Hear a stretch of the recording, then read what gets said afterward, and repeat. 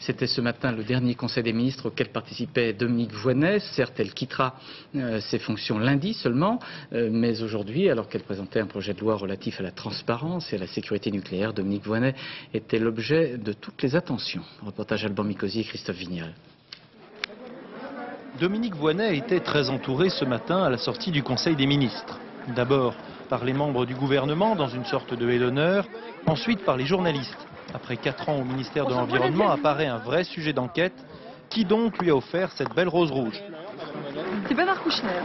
S'il vous plaît. C'est pas le président de la République, quelle déception, hein?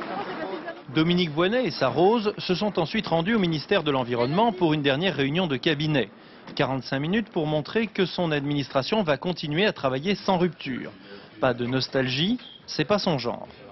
Encore ministre pour 5 jours, mais déjà secrétaire national des Verts, Dominique Voynet retrouve sa liberté de parole, notamment, on va le voir, face à Jacques Chirac.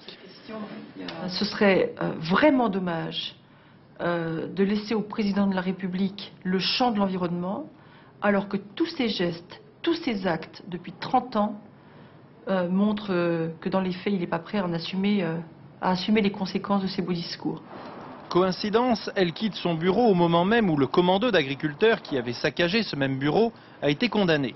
Une femme ministre est toujours plus exposée, dit-elle, à la violence et aux critiques. Il y a en France une façon particulière de parler des femmes en politique. Ça ressort, ça prendra du temps d'éliminer ça du langage commun.